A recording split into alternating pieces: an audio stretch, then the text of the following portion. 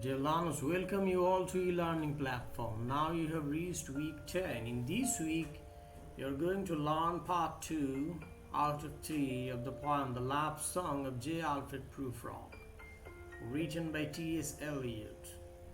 Me, Faisal Ahmed, as usual, throughout the whole lecture with you. Faculty member, Department of English, World University of Bangladesh. Let's begin.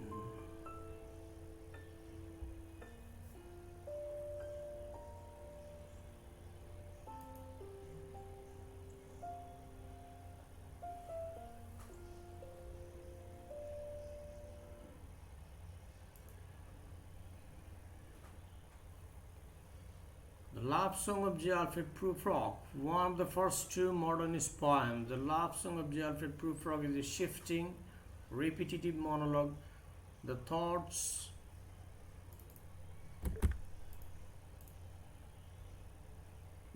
of a mature male as he searches for love and meaning in an uncertain twilight world. In this lesson, you will learn part 2 of the poem, The Love Song of J. Alfred Prufrock, from line number 49 to line number 98. And J. Alfred Prufrock as a dramatic monologue and interior monologue. Literary devices used in the poem, references and allusions in the poem, text recitation and analysis, part 2, from line 49 to 98.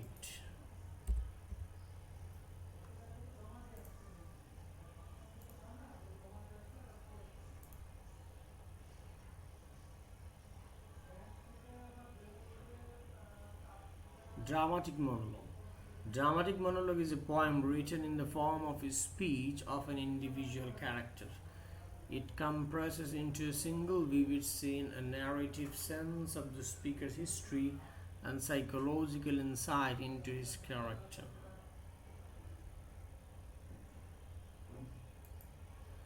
Interior monologue.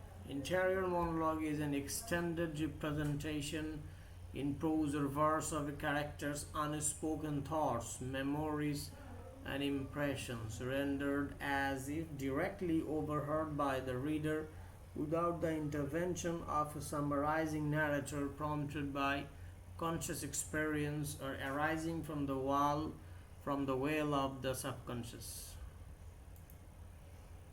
The Love Song of J. Alfred Prufrock as a dramatic monologue. The Love Song of J. Alfred Prufrock by T.S. Eliot has been described as a dramatic monologue because it is an attempt at self-expression by a sentimental middle-aged gentleman over the teacups or coffee cups. It is dramatic in the sense that it shows us the personality of Prufrock and not of the poet.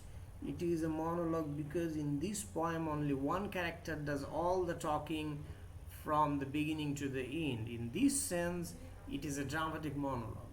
In a dramatic monologue, the presence of a silent listener or listeners is implied.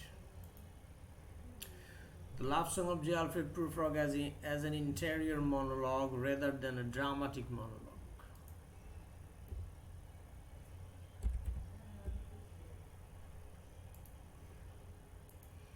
In dramatic monologue, the presence of the other character or other characters is always felt. One character is speaking to the other, even though the latter may be silent. In this poem, Prufrock is more speaking to himself. In fact, all the time is speaking to himself. It would therefore be more appropriate to call the poem as interior monologue than dramatic monologue. References and allusions appear in the poem The Love Song of J. Alfred Prufrock. The poem's structure was heavily influenced by Eliot's extensive reading of Dante Alighieri and makes several references to the Bible and other literary works, including William Shakespeare's plays Henry IV, Part-2, Twelfth Night, and Hamlet. The poetry of 17th century metaphysical poet Andrew Marvell and the 19th century French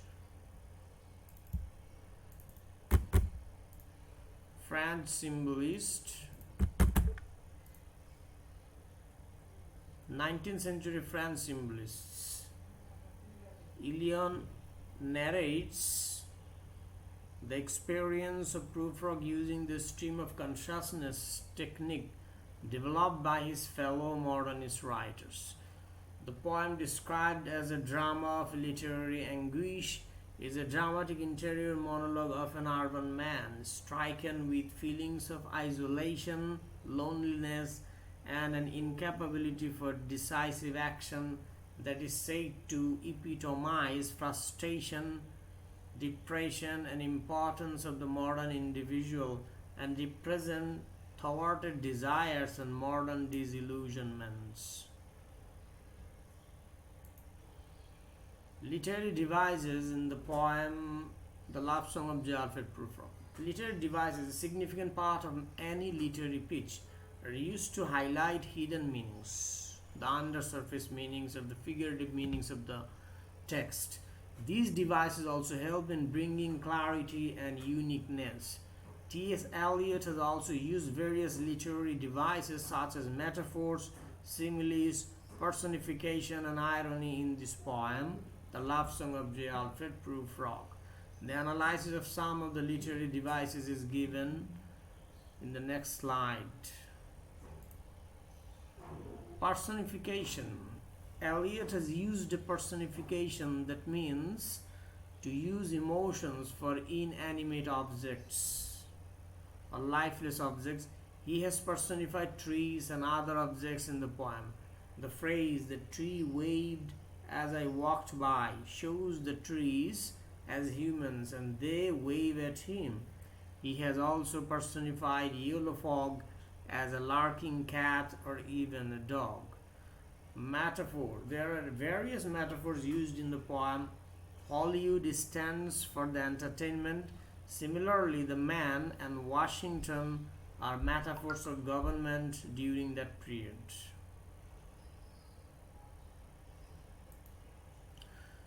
Literary devices continue. Simile. A simile is a device used to compare two different objects to understand meanings by comparing these objects' qualities. The streets that follow like a tedious argument is one of the examples of simile used in the poem. Perhaps the people or the crowd talking across the street sounded like an argument to the narrator. In the second example, while streets the evening is spread out against the sky like a patient etherized upon a table. The evening is compared to depth. Irony. Irony is a figure of speech that states the opposite meanings of the situation being discussed. Prufrock in the poem thinks he has a lot of time, but in reality he is running out of time. That is going to his old age from the youth. Epigraph. It refers to a quote, statement, or poem that is set at the beginning of the document before the actual poem or a literary page begins. Eliot has used a stanza from Dante's Inferno before starting the actual poem. Alliteration. Alliteration is the repetition of the same consonant sounds in the same lines, such as the use of F sound in fix you in a formulated phrase. Fix, formulated, the same consonant sound, that is alliteration. Text recitation and analysis, part 1, lines 49 to 98. The Love Song of J. Alfred Prufrock. In part 1, you have learned it from line number 1 to 48. And now in part 2, you are going to learn from lines 49 to 98. Stanza 7, line 49 to 54. For I have known them,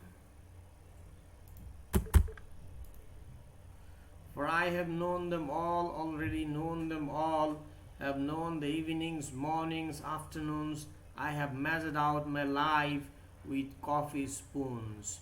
I know the voice is dying with a dying fall beneath the music from a further room. Stanza 8, line 55 to.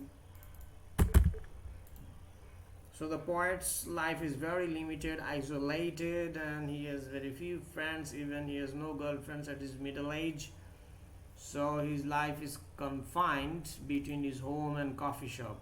That's why he said, I have measured out my life with the coffee spoons.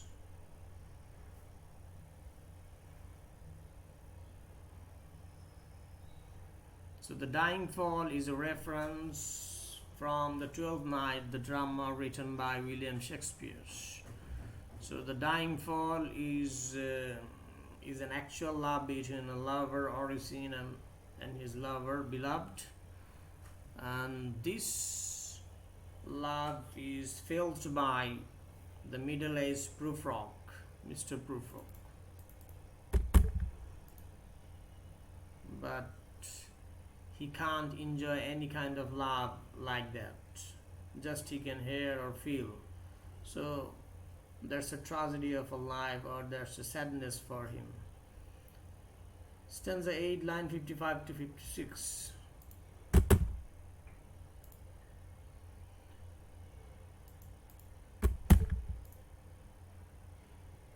And I have known the eyes, already known them all, the eyes that fix you in a formulated phrase.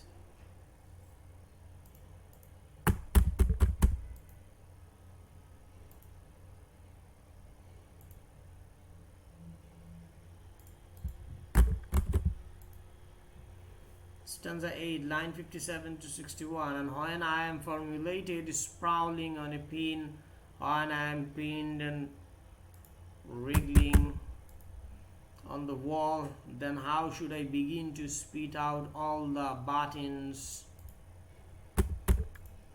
of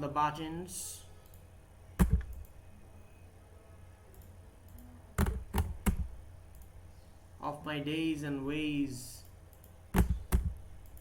Excuse me, maybe a technical problem there. And how should I presume or take it for granted? Stanza 9, line 62 to 64. And I have known the arms, already known them all, arms that are braceleted and white and bare. The young ladies here are implied. But in the lamplight, down with light brown hair. The beautiful women referred here.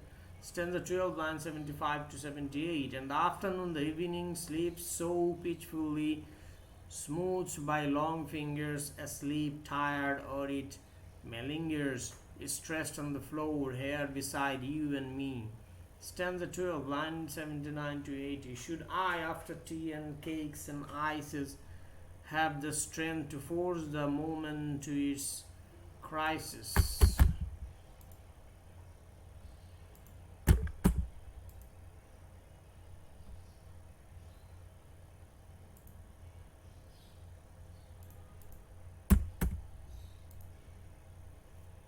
Stanza 12, line 81 to 83.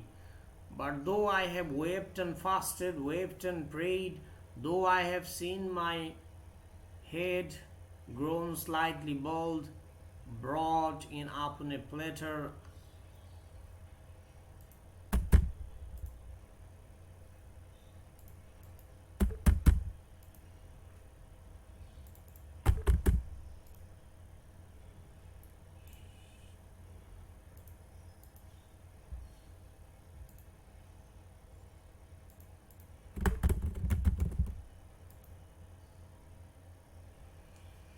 so here is a biblical reference. I am no prophet and here's no great matter.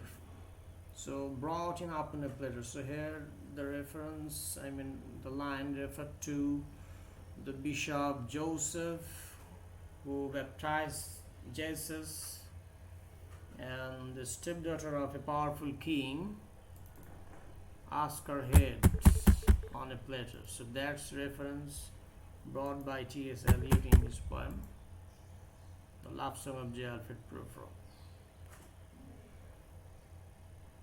So this is an irony. Stanza 12, line for 84 to 86. I have seen the moment of my greatness flicker, and I have seen the eternal footman hold my coat and sneaker, and in short, I was afraid. So lots of hesitations are going on inside the mind of the middle-aged man Prufrock, and he is referring too many biblical and other influential references to describe his own mental situation and his incapability to express his love towards the young ladies. So that's an irony. Trivial things are used, great things are used to express trivial matters. Excuse me.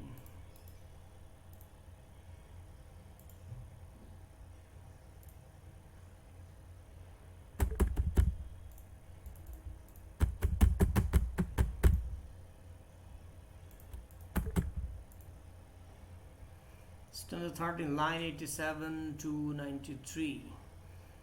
And would it have been worth it after all, after the herbs, the marmalade, the tea, among the porcelain, among some talk of you and me, would it have been worthwhile to have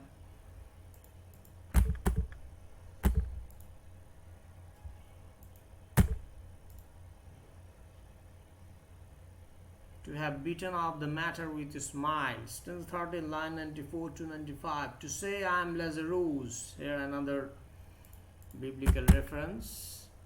I am Lazarus, come from the dead, come back to tell you all. I shall tell you all.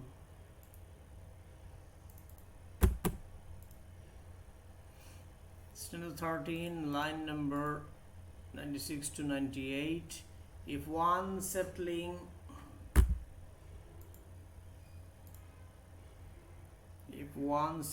a pillow by her head should say that is not what I meant at all, that is not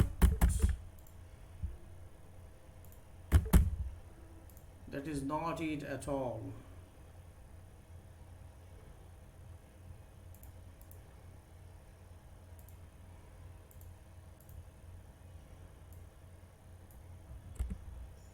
So that's the end of the lesson.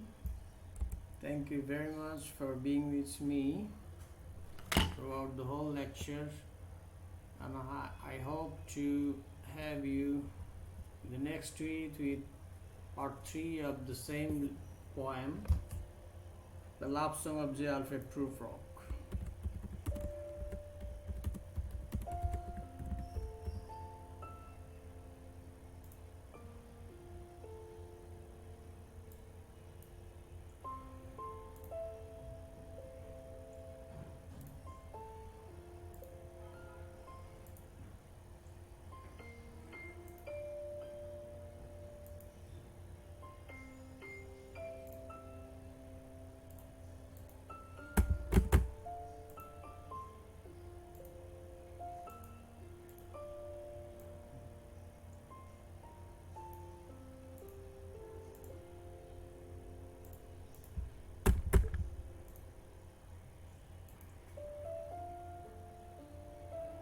Thank you and bye-bye.